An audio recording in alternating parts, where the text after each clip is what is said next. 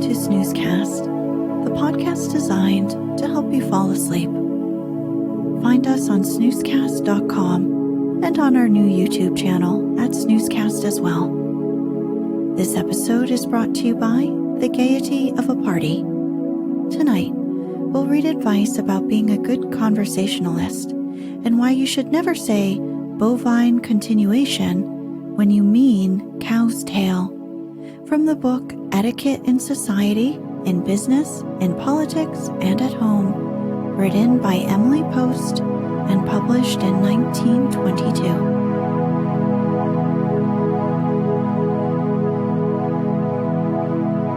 Let's get cozy. Close your eyes.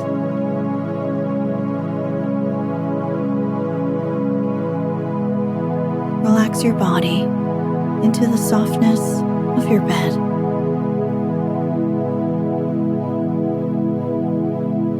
Now, take a few deep breaths.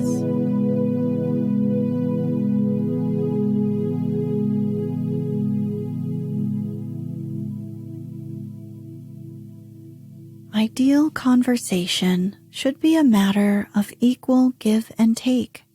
But too often it is all take. The voluble talker or chatterer rides his own horse straight through the hours without giving anyone else, who might also like to say something, a chance to do other than exhaustedly await the turn that never comes.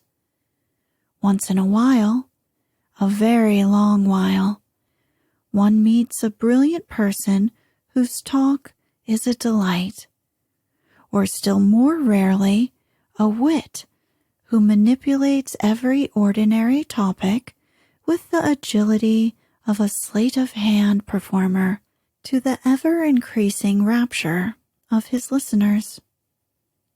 But as a rule, the man who has been led to believe that he is a brilliant and interesting talker has been led to make himself a rapacious pest.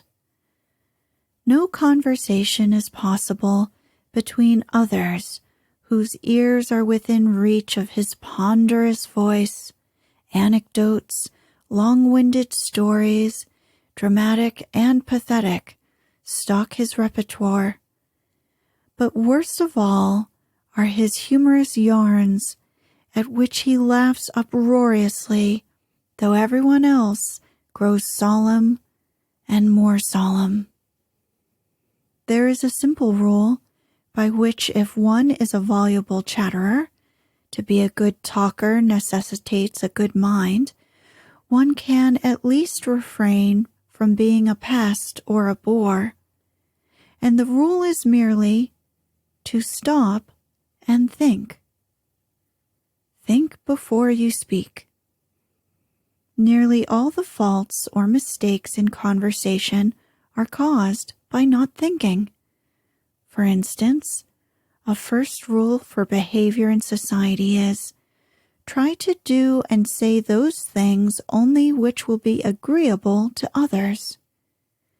Yet how many people who really know better, people who are perfectly capable of intelligent understanding if they didn't let their brains remain asleep or locked tight, go night after night to dinner parties, day after day to other social gatherings, and absent-mindedly prate about this or that without ever taking the trouble to think what they are saying and to whom they are saying it. Would a young mother describe 20 or 30 cunning tricks and sayings of the baby to a bachelor who has been helplessly put beside her at dinner if she only thought?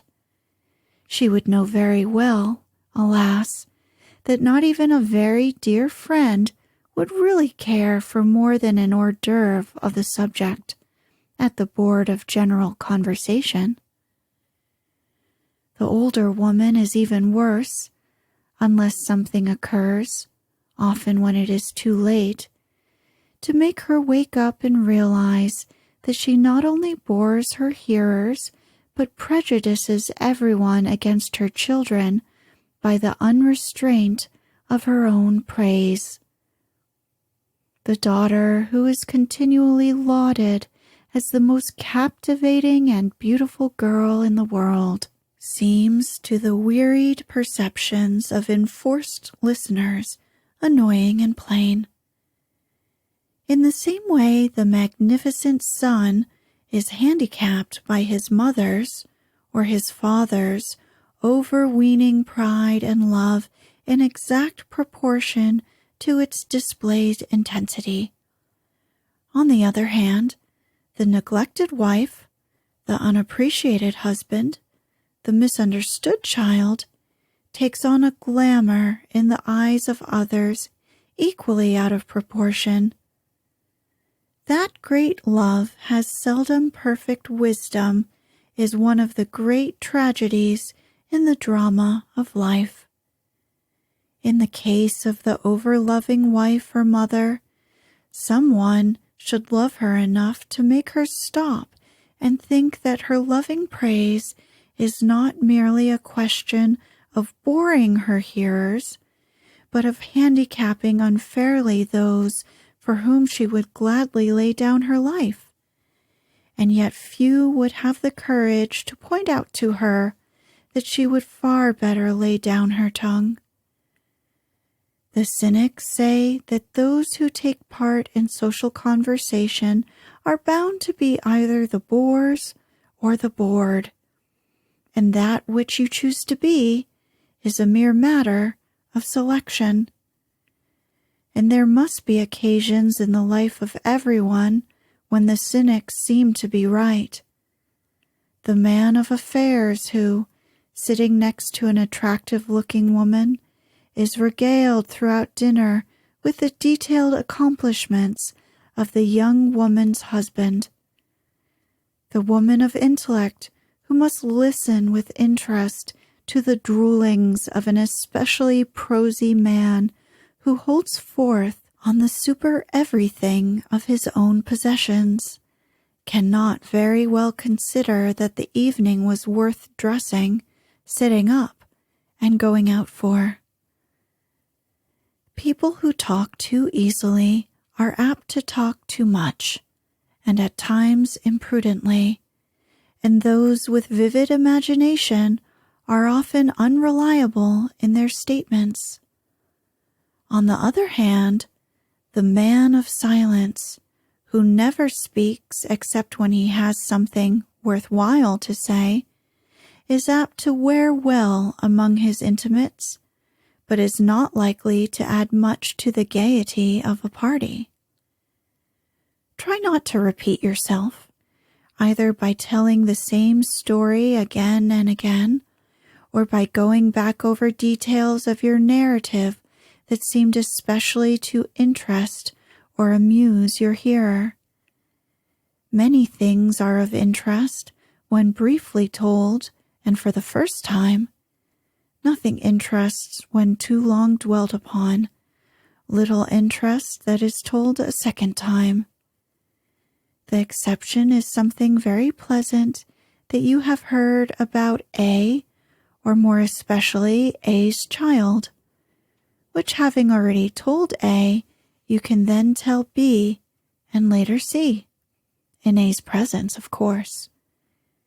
Never do this as a habit, however, and never drag the incident into the conversation merely to flatter A, since if A is a person of taste, he will be far more apt to resent than be pleased by flattery that borders on the fulsome. Be careful not to let amiable discussion turn into contradiction and argument. The tactful person keeps his prejudices to himself, and even when involved in a discussion says quietly, "No, I don't think I agree with you," or "It seems to me thus and so." One who is well-bred never says, "You are wrong," or "Nothing of the kind." If he finds another's opinion utterly opposed to his own, he switches to another subject for a pleasanter channel of conversation. When someone is talking to you, it is inconsiderate to keep repeating, "What did you say?" Those who are deaf are often obliged to ask that a sentence be repeated. Otherwise, their irrelevant answers would make them appear half-witted. But countless persons with perfectly good hearing say, "What?" from force of habit and careless inattention. The gift of humor. The joy of joys is the person of light but unmalicious humor. If you know anyone who is beguiling and amusing, you will, if you are wise, do everything you can to make him prefer your house and your table to any other, for where he is, the successful party is also. What he says is of no matter. It is the twist he gives to it, the intonation, the personality he puts into his quip or retort or observation that delights his hearers, and in his case, the ordinary rules do not apply.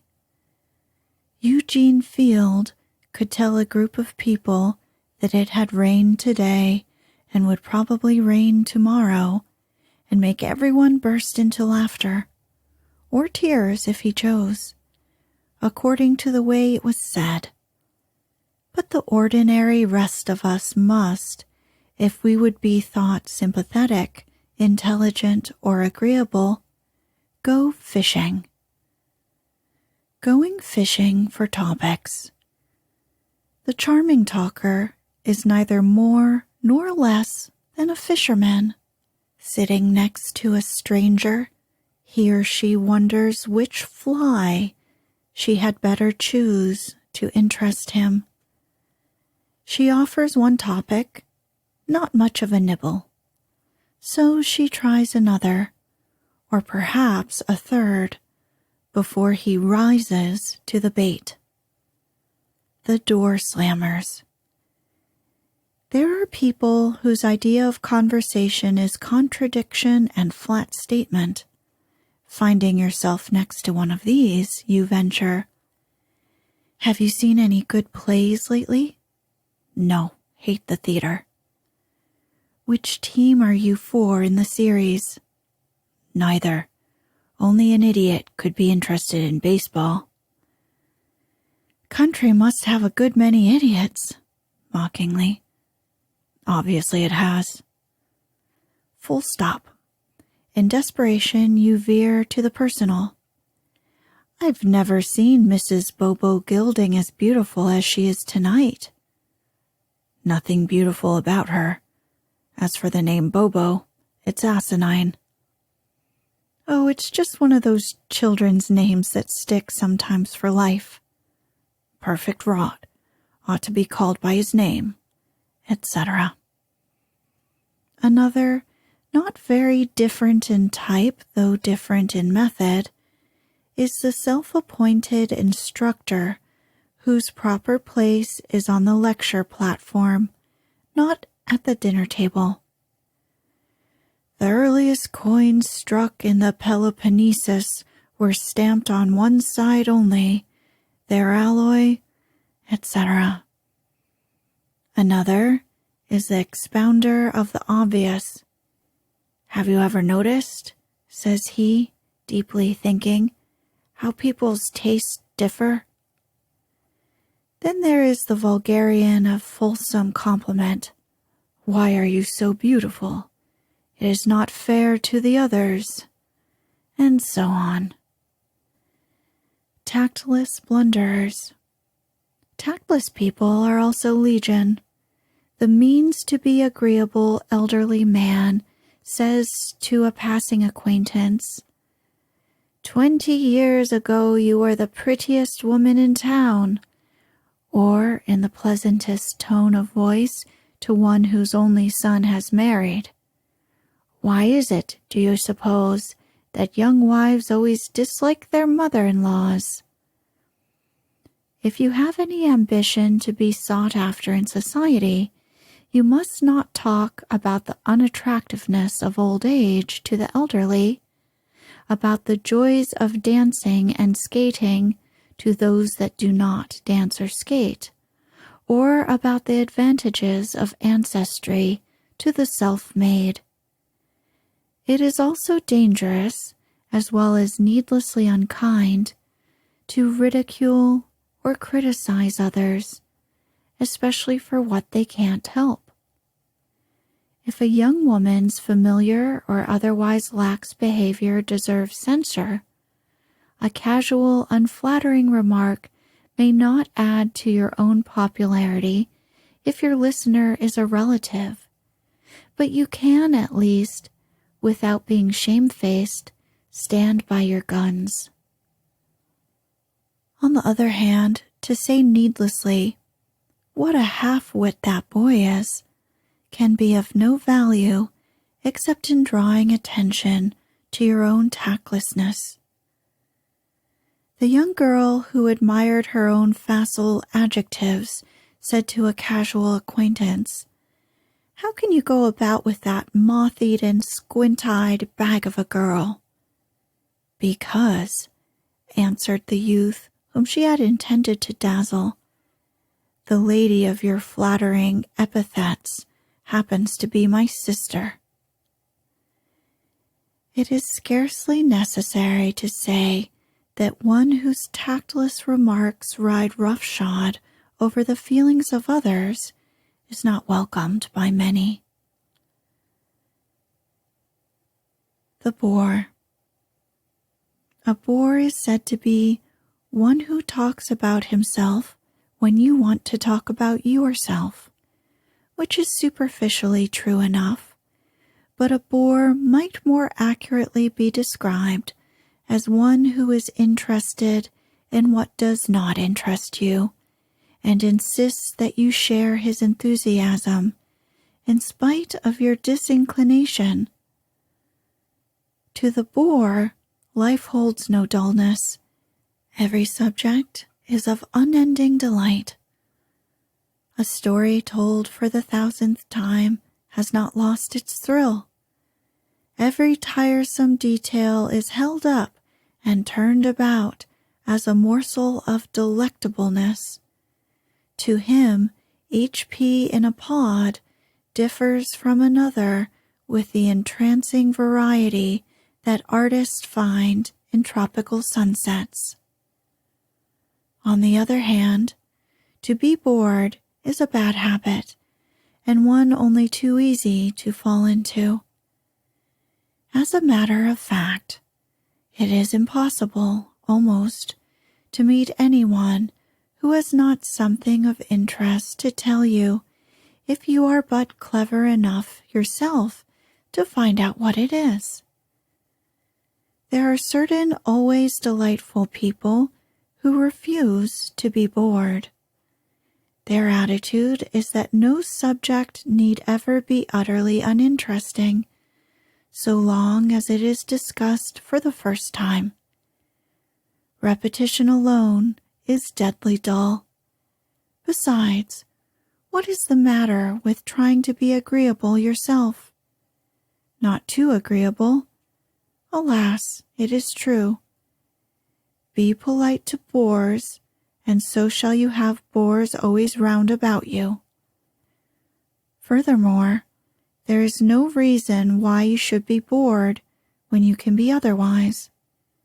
But if you find yourself sitting in the hedgerow with nothing but weeds, there is no reason for shutting your eyes and seeing nothing, instead of finding what beauty you may in the weeds. To put it cynically, life is too short to waste it in drawing blanks.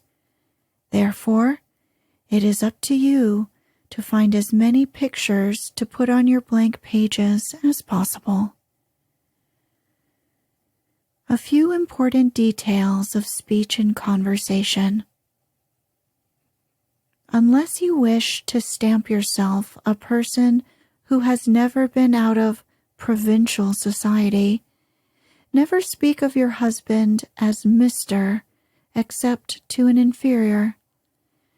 Mrs. Worldly, for instance, in talking with a stranger would say, "My husband," and to a friend, meaning one not only whom she calls by her first name, but anyone on her dinner list, she says, "Dick thought the play amusing," or Dick said. This does not give her listener the privilege of calling him Dick. The listener, in return, speaks of her own husband as Tom, even if he is 70, unless her hearer is a very young person, either man or woman, when she would say, "My husband," never Mr. Older. To call your husband Mr. means that you consider the person you are talking to beneath you in station. Mr. Worldly, in the same way, speaks of Mrs. Worldly as "my wife" to a gentleman, or Edith in speaking to a lady, always. In speaking about other people, one says Mrs., Miss, or Mr., as the case may be. It is bad form to go about saying Edith Worldly or Ethel Norman to those who do not call them Edith or Ethel, and to speak thus familiarly of one whom you do not call by her first name is unforgivable. It is also effrontery for a younger person to call an older by her or his first name without being asked to do so. Only a very thick-skinned person would attempt it. Also, you must not take your conversation out of the drawing room. Operations, ills, or personal blemishes, details of the dressing room, for instance, are neither suitable nor pleasant topics, nor are personal jokes in good taste. The omniscience of the very rich. Why a man, because he has millions, should assume that they confer omniscience in all branches of knowledge is something which may be left to the psychologist to answer, but most of those thrown much in contact with millionaires will agree that an attitude of infallibility is typical of a fair majority. A professor who has devoted his life to a subject modestly makes a statement. "You are all wrong," says the man of millions. "It is this way." As a connoisseur, he seems to think that because he can pay for anything he fancies, he is accredited expert as well as potential owner. Topics he does not care for are bosh. Those which he has a smattering of, he simply appropriates. His prejudices are, in his opinion, expert criticism. His taste impeccable. His judgment infallible. And to him the world is a pleasance built for his soul pleasuring. But to the rest of us, who also have to live in it with as much harmony as we can, such persons are certainly elephants at large in the garden. We can sometimes induce them to pass through gently, but they are just as likely at any moment to pull up our fences and push the house itself over on our defenseless heads. There are countless others, of course, very often the richest of all, who are authoritative in all they profess, who are experts and connoisseurs, who are human and helpful, and above everything, respecters of the garden enclosure of others. Dangers to be avoided. In conversation, The dangers are very much the same as those to be avoided in writing letters. Talk about things which you think will be agreeable to your hearer. Don't dilate on ills, misfortune, or other unpleasantness. The one in greatest danger of making enemies is the man or woman of brilliant wit. If sharp, wit is apt to produce a feeling of mistrust, even while it stimulates. And perfectly well-intentioned people, who mean to say nothing unkind, in the flash of a second, see a point, and in the next second, score it with no more power to resist than a teapot collector can resist adding another teapot to the collection. The mimic is a joy to his present company, but the eccentric mannerism of one is much easier to imitate than the charm of another, and the subjects of the habitual mimic are all too apt to become his enemies. You need not, however, be dull because you refrain from the rank habit of a critical attitude, which, like a weed, will grow all over the place if you let it have half a chance. A very good resolve is to make and keep, if you would also keep any friends you make, is to never speak of anyone without, in imagination, having them overhear what you say. One often hears the exclamation, "I would say it to her face." At least be very sure that this is true, and not a braggart's phrase, and then, 9 times out of 10, think better of it and refrain. Preaching is all very well in a textbook, schoolroom, or pulpit, but it has no place in society. Society is supposed to be a pleasant place. Telling people disagreeable things to their faces or behind their backs is not a pleasant occupation. Do not be too apparently clever if you would be popular. The cleverest woman is she who, in talking to a man, makes him seem clever. A few maxims for those who talk too much and easily. The faults of commission are far more serious than those of omission. Regrets are seldom for what you left unsaid. The chatterer reveals every corner of his shallow mind. One who keeps silent cannot have his depth plumbed. Don't pretend to know more than you do. To say you have read a book, and then seemingly to understand nothing of what you have read, proves you a half-wit. Only the very small mind hesitates to say, "I don't know." Above all, stop and think what you are saying. This is really the first, last, and only rule. If you stop, you can't chatter or expound or flounder ceaselessly. And if you think, you will find a topic and a manner of presenting your topic so that your neighbor will be interested rather than long-suffering.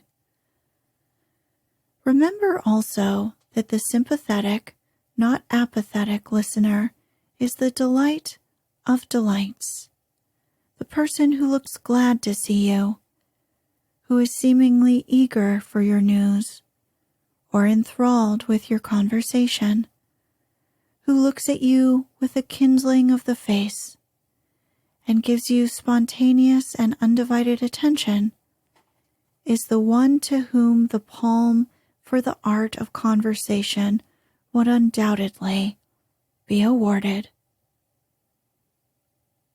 Words, phrases, and pronunciation. Phrases avoided in good society.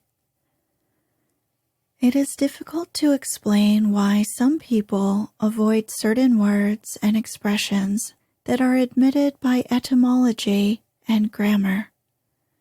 so it must be merely stated that they have and undoubtedly always will avoid them.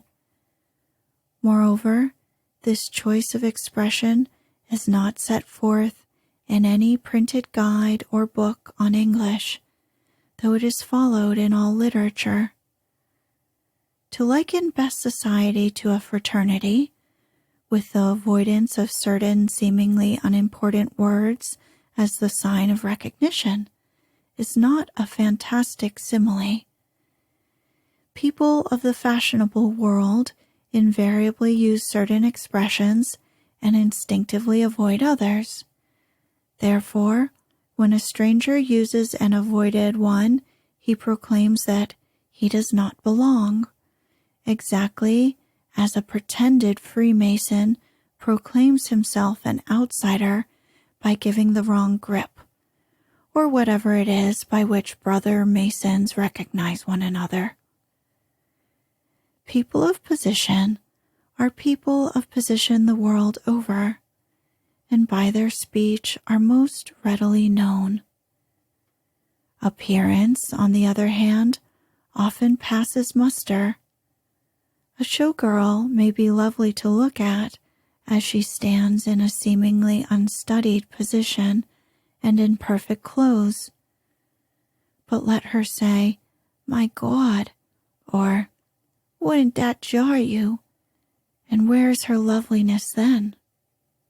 And yet, and this is the difficult part of the subject to make clear, the most vulgar slang, like that quoted above, is scarcely worse than the attempted elegance which those unused to good society imagine to be the evidence of cultivation. People who say, "I come," and "I seen it," and "I done it," prove by their lack of grammar that they had little education in their youth. Unfortunate, very, but they may at the same time be brilliant, exceptional characters, loved by everyone who knows them, because they are what they seem and nothing else. But the caricature lady, with the comic picture society manner, who says, "Pardon me," and talks of retiring and residing and desiring and being acquainted with and attending this and that with her escort, and curls her little finger over the handle of her teacup and prates of culture, does not belong to best society and never will. The offense of pretentiousness is committed oftener perhaps by women than by men, who are usually more natural and direct. A genuine, sincere, kindly American man or woman can go anywhere and be welcomed by everyone, provided, of course, that he is a man of ability and intellect. One finds him all over the world, neither pretending at manners of others, nor treading on the sensibilities of those less fortunate than himself. Occasionally, too, there appears in best society a provincial in whose conversation is perceptible the influence of much reading of the Bible. Such are seldom, if ever, stilted or pompous or long-worded, but are invariably distinguished for the simplicity and dignity of their English. There is no better way to cultivate taste in words than by constantly reading the best English. None of the words and expressions which are taboo in good society would be found in books of proved literary standing. But it must not be forgotten that there can be a vast difference between literary standing and popularity, and that many of the best sellers have no literary merit whatsoever. To be able to separate best English from merely good English needs a long process of special education, but to recognize bad English, one need merely skim through a page of a book, and if a single expression in the left-hand column following can be found, unless purposely quoted in illustration of vulgarity, it is quite certain that the author neither writes best English nor belongs to best society. Never say, "In our residence we retire early," but do say, "At our house we go to bed early." Never say, "I desire to purchase." Instead say, "I should like to buy." Never say, "Pardon me." Instead say, "I beg your pardon," or "Excuse me," or "Sorry." Never say "lovely food" when you can say "good food." Never say "elegant home" when you can say "beautiful house" or place. Never say "a stylish dresser" when you could say "she dresses well" or "she wears lovely clothes." Don't say "charmed" or "pleased to meet you" when you could say "how do you do." Never say "attended" when you can say "went to." Never say "I trust I am not trespassing" when you can say "I hope I am not in the way." Never say "will you accord me permission" when you can say "may I?" Never say "brainy" when you can say "brilliant." Never say "I presume" when you can say "I suppose." Never say "tintinnabulary summons" when you mean bell, or "bovine continuation" when you mean cow's tail. But either way, this illustrates the theory of bad style that is pretentious. As examples of the very worst offenses that can be committed, the following are offered. "Pray, accept my thanks for the flattering ovation you have tendered me." "Yes," says the preposterous bride, "I am the recipient of many admired and highly prized gifts." Or, "Will you permit me to recall myself?" Many other expressions are provincial, and one who seeks purity of speech should, if possible, avoid them. But as offenses, they are minor. For example, folks meaning family, cute meaning pretty or winsome, well I declare or 'pon my word, box party meaning sitting in a box at the theater, visiting with meaning talking to.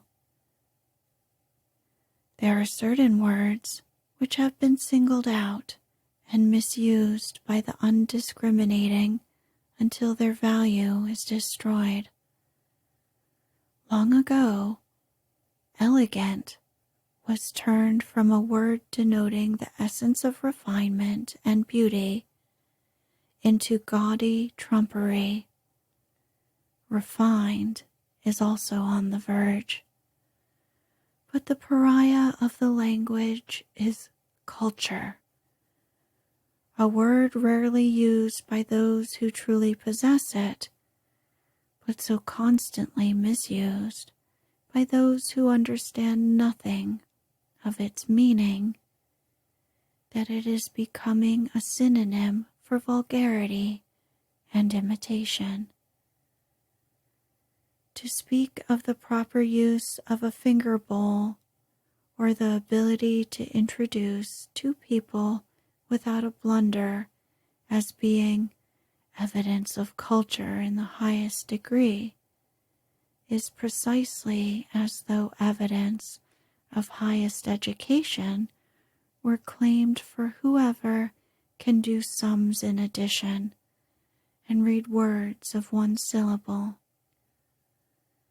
Culture, in its true meaning, is widest possible education, plus a special refinement and taste. The fact that slang is apt and forceful makes its use irresistibly tempting. Coarse or profane slang is beside the mark, but flivver, taxi, the movies, deadly meaning dull, feeling fit, feeling blue, grafter, a fake, grouch, hunch, and righto are typical of words that it would make our spoken language stilted to exclude.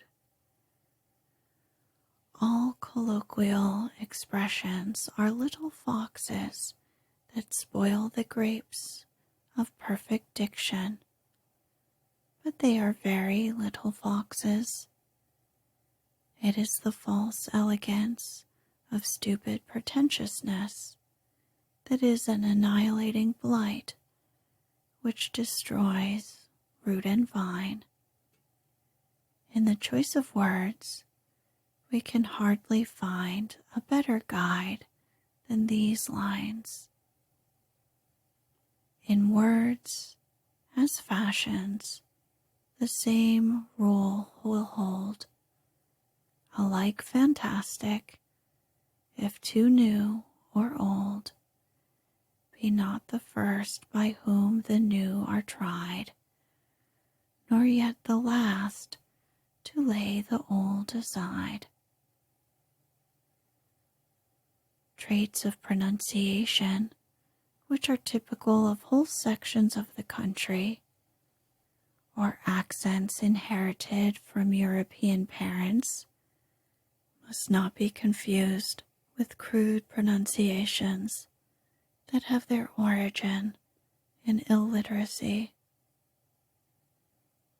A gentleman of Irish blood may have a brogue as rich as plum cake, or another's accent be soft Southern, or flat New England, or rolling Western, and to each of these the utterance of the others may sound too flat, too soft, too harsh, too refined, or drawled, or clipped short, but not uncultivated.